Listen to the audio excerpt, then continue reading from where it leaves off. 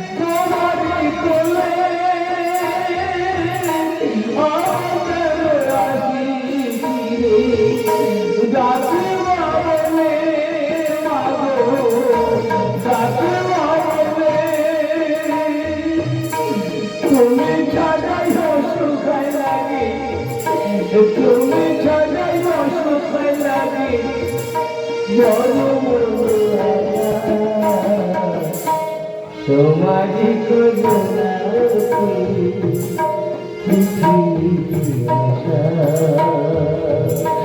তোমারি করুণাতে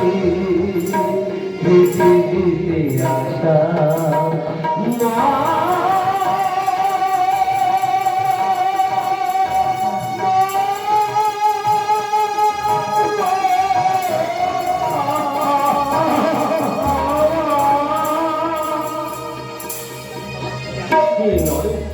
কেমন আছো নরেশ? ভালো আছি হারান্দা। তুমি কেমন আছো হারান্দা? ভালোই আছি। তোমার বাবা মা কেমন আছে?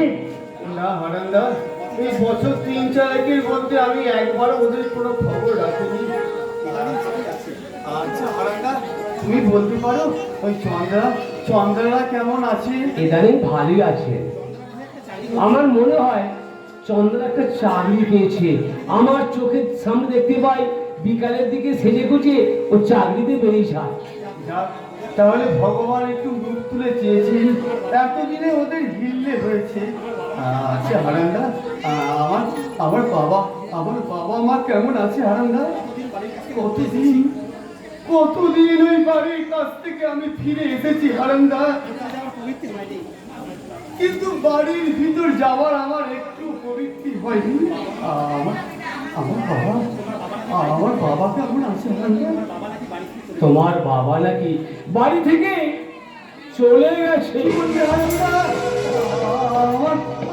আমার বাবা কথা কি জানো নরেন?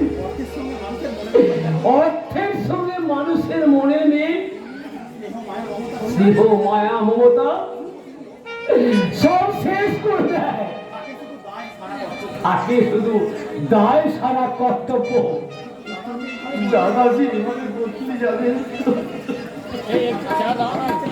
তোমার কাশিটা তো ভালো লাগছে না নরেন?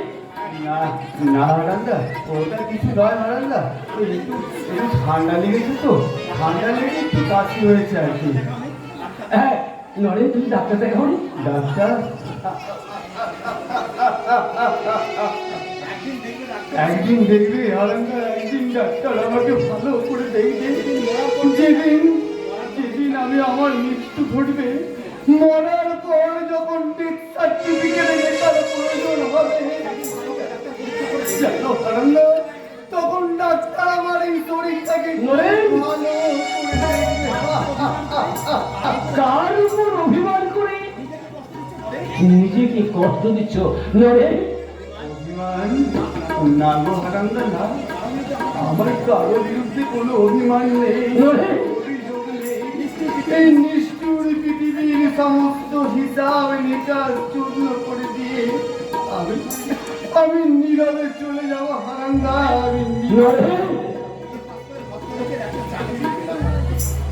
আমি পাস করে ভদ্রলোকের একটা চাকরি আমি পেলাম না, বাঁচবার সমস্ত দ্বার আমার রুদ্ধ হয়ে গেছে। আমার মূল্যবোধের মৃত্যু ঘটছে। পাঠ্য জীবনে কত কত স্বপ্ন আমি দেখতাম।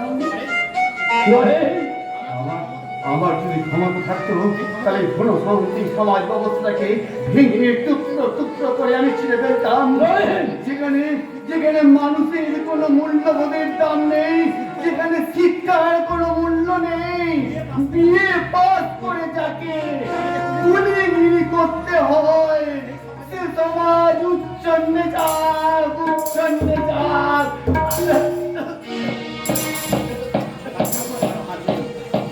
ভাগ্যের উপরে কারো